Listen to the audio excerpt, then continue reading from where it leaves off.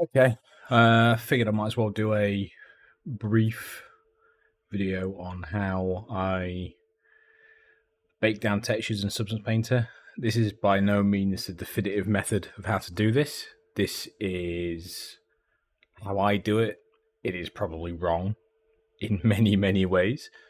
It is the way that I've been doing it for a bit, and it's worked for me so far, so I'm not going to change it unless I see some viable alternatives. So I'm more than happy for people to chip in on this and change my mind, or try to. So the idea is that some people still make content for older engines, such as Half-Life 1, GoldSrc, etc., and so forth, or mobile content, and they don't support all these sort of things you can get as Substance Painter, like PBR, all this kind of fancy reflectiveness, metalness, etc., and so forth. So I've just kind of threw this ages ago. I threw this kind of little asset together using just some basic materials in Substance, made it out, made it like a prop, like a pickup you'd find on the desk in a game like Resident Evil or something like that. Now, what the baking down process involves is basically trying to retain as much of that information as possible on the texture without sacrificing too much of the fidelity. Like, for example, you're never going to get all this reflective metals or reflections in something like GoldSrc, not unless someone hard codes PBR, and I don't know why you would. You've got engines for that now. What's the point? However, if you've made something in a new engine and you want to downscale it and make it look nearly the same, for example, like a world model, or you just want to have something you've made but on low, for a lower fidelity engine, then this is absolutely fine. I've done it a number of times with the models, and it's worked out fine. It's not been a one-to-one comparison, but it's been pretty good. And our process I use is there's several sort of filters and things I have to use to do it. So at the top of my layer stack here on the right, I would need to put in a baked, I think it's baked lighting stylized filter. What this does is, I'll show you, is if I drag that over there to the top, you'll see if I just turn it on and off, you can kind of see the colors kind of change somewhat. Now what this does is it creates you can't see it, which is really annoying, but essentially it creates a skylight and kind of like a fake lighting around the asset. At the minute it's already got some, so if I turn that off, it's already got like I'm holding shift and pressing right click for this. It has like a HDRI image in the background, kind of to show how the PPR would look in a game engine. But if I enable this, you can still shift it around. However, there is a invisible, and I wish they would change this, unless I'm being stupid and there is a way for me to see it, but I can't. There is a light system in here. Now on the right here, in the properties filter, you've got several different things. You can increase the reflective properties of anything that has like a plastic or a rough material. So for example, the plastic, for example, is a metallic, so if you increase the dielectric reflectance, it gets a bit washed out. I leave that alone. I want maximum color all the time. Diffuse AO will change how so diffuse AO would be like ambient occlusion, so how dark you want shadows to be on the diffuse texture that are already there. So if you've already painted shadows in, or you've baked ambient occlusion already, you can increase that. Or you can introduce more by adding cavity and specular AO. So on this 2D viewport looking at texture, you can kind of see as I increase the specular AO or the ambient occlusion, it kind of darkens the area. Rather than leaving it stock, you can kind of add some in. Specular cavity, you could tweak these. It's your personal preference at the end of the day. Now the trick is, I'm looking at it in PBR mode. I'm looking at it with everything enabled, all the fancy whistles, so it's going to look really cool. So what the trick is if you go to base color mode, you can kind of see what it looks like without any lighting. With just the basics, you can kind of see there's a little bit of lighting on the metal ring there. It's kind of stylized, almost like TF2 style. It won't look like this. I mean, technically, actually, I could export it like this if I wanted to. That wouldn't be a problem. I could export it like I wanted to, and this could be a style choice. You know, you could be the one and done. Cool, I'm having it like this. Make it look like something out of a Telltale game. That's fine. I don't want that, but I could. That's the reason why it's called, you know, stylized lighting. And we want to kind of abuse this to try and get the lighting from our scene into our texture. So in here, changes to here are easy to see. So you can increase the edge highlights if you want to kind of define the outlines a bit more. This is particularly good if you've got kind of like a really high definition model and the texture doesn't really show the edges very well. This will kind of increase the edge, and you can smooth them a bit so you don't have to make them so sharp. Now here's where it gets tricky. By tricky I mean fun, and you can kind of, this is make or break it. So here is where you can change this invisible lighting system that this filter enables. Now this has like a sun intensity. You can change the intensity, you can wash it out, or you can go crazy with it. You can change the angle. This is kind of critical. So for example, this model is laid flat, but sometimes you have a gun or a knife or something that you've brought in and it's facing a particular angle, and you can rotate how that light is approaching the model using this. So the horizontal angle, you change that, and the vertical angle will be well, you can see as I rotate it how it affects the model. So depending on how you want to light it, for example, if you're doing a first-person weapon model for GoldSrc, you might want to light it slightly going from top left to bottom right, almost. So kind of in this direction, so that the side of the weapon you're going to see 90% of the time is lit appropriately. But hey, it's down to you, okay? For this, I'm just going to leave it stock. Leave it at 1. I'm not in the mood or in any way, shape, or form going to change anything there. You can choose your sun color, so you can choose. I'm leaving it with a slight yellow tinge. You can change it to pure white if you want to, but I'm going to give it a little yellow tinge. Here's a cool thing: sky color, horizon color, ground color. This is really cool because basically what it's saying is it's going to have a top light that you can't see, a middle light you can't see, and a ground light you can't see. And as you change these, you can see how it changes. I'm changing the ground light to red. It will light from the bottom red. I don't know why you would do that, but if you're making an asset in an engine like, say, GoldSrc, and you had lighting, maybe lava, or the room had stuff underneath it, there was lighting, and you wanted the model to be lit appropriately, and you wanted it to look a bit more kind of like as if light was coming off it, this is a way to bake it into your textures. You could basically set up a light system and say, okay, I want the glow to come from there. I'm going to leave it dark. I mean, you could probably raise it a bit if you want to have a bit of lighting on the bottom of the model. That's particularly useful if the model isn't going to stay laid down. If it's something that rotates or you can see both sides of, that's kind of important. You can add in extra lights, but they're not very good, if I'm brutally honest. They will help with bigger things like weapons, rifles, props, like desks, for example, where you're trying to light them to suit the scene. You can change the lighting on those. You can change the angle on those. So I think light one. So if I change that, you can see I can kind of make certain parts of it a bit more lit up. So now you see I've got a bit more top light there. The materials that I had on there originally that you couldn't see, you can now see a bit more. But if I go back to metal, it looks washed out. But all you've done is added a bit more lighting to kind of get that material there, so you can kind of see it here.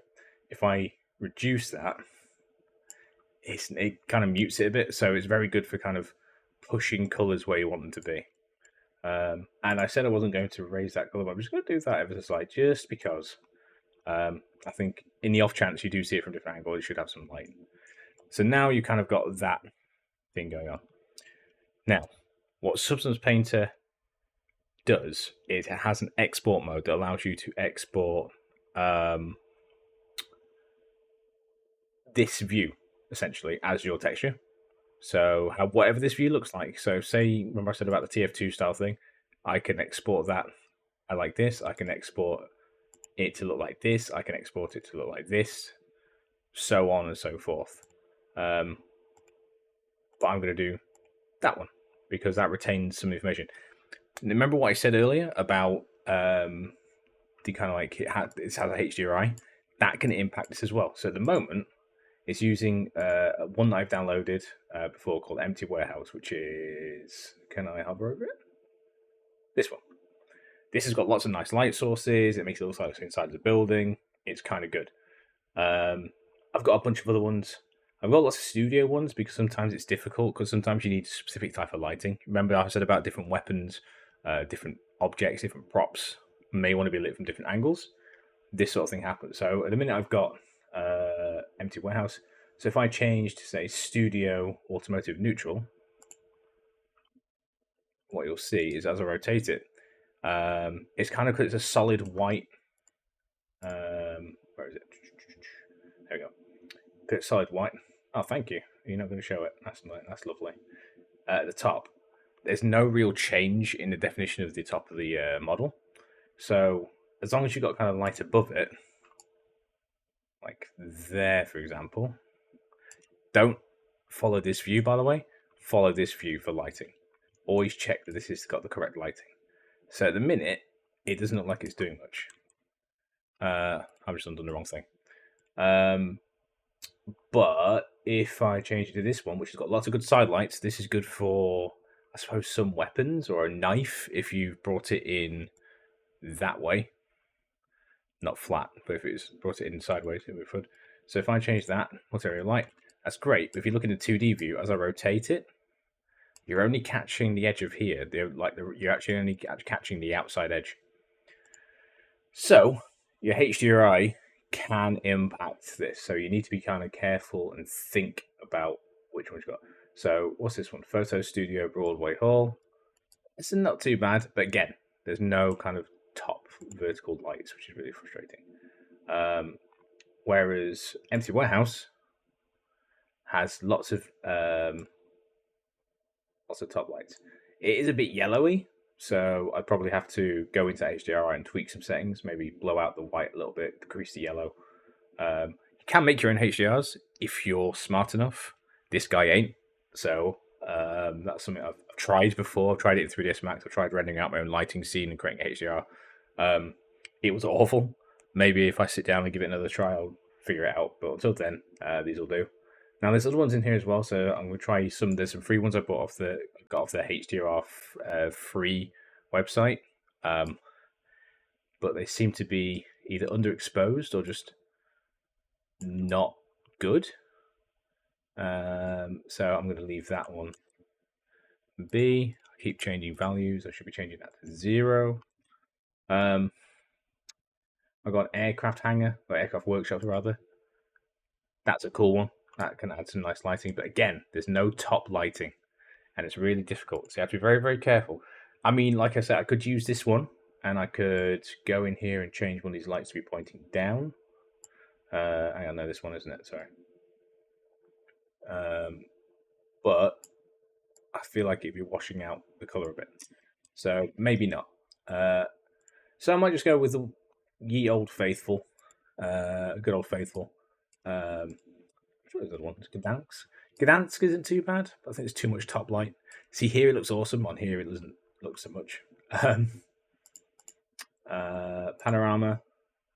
Again, some of the detail is lost, so there. Canopus ground. Again, lots of blue at the top, so it flattens out. Glazed plaza. Not too bad. It is a game of kind of chance and careful selection. That's not too bad, but just mute it a bit. Over clouds, nope. Let's see, panorama. Nope, I think I've tried that already. Bonifacio, no. Bus garage, no. Corsica Beach, It's not too bad, but again, you're losing the detail of the text where you can see it there, but you can't see it there. I think about 2 point.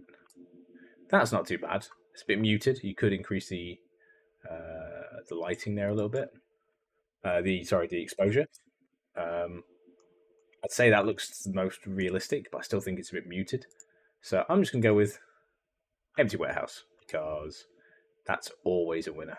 There's enough lighting there to kind of add details. So now all I need to do is, because I'm really picky, I'm going to use one of my filters that automatically fix the PBR. You don't need to necessarily know what that is about, but basically, nothing in real life is pure black. For example, this text on this lapel, this badge. If I turn PBR fixer off, it's solid black. If I don't, it's kind of got lighting. It's kind of like a dark grey. So what this does is basically checks for any kind of any black values in the image below a certain value, and it raises them just enough so that it looks legitimate. As a proof of concept, I built this validate feature. If I turn it off, you can see where I've used metallic materials when there shouldn't be. And I've put the fixer on, it fixes those. So there you go. But it depends. I think it looks nicer with it turned off, and because we're making a diffuse texture, it looks better. So what you might want to think about doing now is exporting. So my next job would be to export this. So file, export textures. You wouldn't use a PBR output. You'd go to if I got a folder for keys, please tell me I got key items. There we go. New folder, keys. Open that up. I'm going to bake into there. So from here, output template, you scroll all the way to the top, and you have 2D view. I'm going to put out PNG dilation. I've set to infinite. Dilation's basically when you render this out, all this gray space will get filled up with kind of like the edge of the material stretch out until it meets the other one. So think of it like kind of bleeding or ink bleeding. When you print something out of an inkjet printer, it'll keep bleeding until it meets another one and then stops. It's good for mip mapping. So if an object has a texture and it gets a mip map generated, sometimes you'll get this grey, kind of like seeping into the actual model. What this dilation stuff does is basically it mitigates that a little bit. So that's entirely up to you if you want to do that. You can turn it off, no padding, transparent, default background color, diffusion. I'm just going to leave it infinite because it works. Keys, 2D view, PNG. At the moment, I'm doing 1024 by 1024. That's fine for Sven Co-op or something built on a newer GoldSrc compiler. But for default GoldSrc for like 1.6, Counter-Strike, what else? OG Half-Life, anything that's using the stock compiler, stock DLLs, will only use 512s. So you can export that, and it literally takes seconds. Okay, and in a moment I'll load up what it actually does. Let's see what this looks like at 512. So I go to 512. It's a bit fuzzier, but it depends what you're after at the end of the day. At the moment, let's just try and armor set and see what this looks like. So let's see what this looks like as it is. So if we go to File, Import. Excellent. My screen just went black for a second. Lovely. Key items. Have I actually got the keys exported? No. Okay, cool. Nice. Black screen. Excellent. That's what we like to see. So I'm going to export the mesh real quick. Key items. Keys. Save it there. Save. Done. All right, try again. Black screen of doom. File. Import.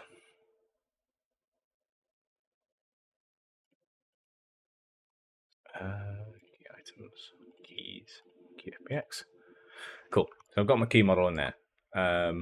Also, just in Photoshop, in Painter, I do have normal maps and bakes and everything on this, so it has more detail than you're probably thinking. So, if we got texture settings, for example, I have a normal map, thickness, curvature, ambient occlusion, and world space normals. So I have all those baked. So that helps add detail here. Black screen again. Don't know what's going on there. Sick. I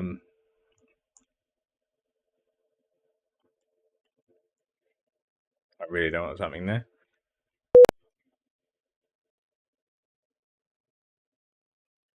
There we go. So all I need to do now is go to turn everything off except for except for diffuse and this. I go to albedo maps, keys. There we go. And there you go.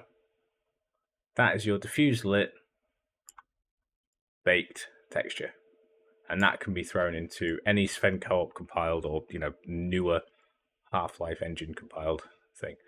And you've used no traditional texture methods. Let's see what it looks like if we do 512. So if I export that, export keys. So it should be at 512. It's a bit more grainy, than I like. So you might want to work with the material, like maybe turn down the definition in Painter. So going into the actual layer. Another thing you can also potentially do is add a sharpen just before the automatic PBR fixer. Oh, Jesus. That makes it a bit noisier. Maybe not. Delete layer, remove layer. There we go. Maybe go in here and change edge damages. No, there we go. You just turn sharpen off. There you go. That was easy enough. Export. Let's go marmoset. And there you go. You get a much cleaner model. And it saves you having to do all kind of like the faff of baking it all down. You just do it all inside of here, so you can have your HD version, with all your fancy PBR and everything. You can have one that's ready for other engines. So, that's the process. That is the process I use, and that's the process I'm happy with. I really want to see what it looks like with 1024 again, actually.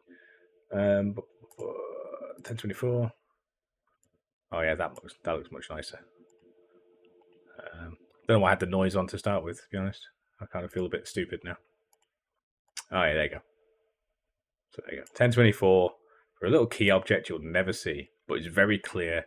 And you can apply that to anything. I've done it for weapons. I've done it for all manner of things. If you give me 2 seconds. So if I go to recent files, pick.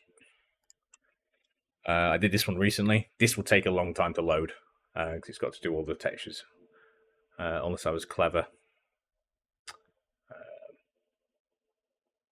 But this was done using the exact same method. Exact same methodology. If I just go down to base color, that's what it looks like. That's what will bake out, except it will have shadows and stuff on it because I do it in material mode. So you will get all these nice kind of details. But that's how I got this into GoldSrc with 95%. Okay, 90. Let's say 80% of the detail that was originally there. Okay, that's how I do it. If you have any questions, fire them away.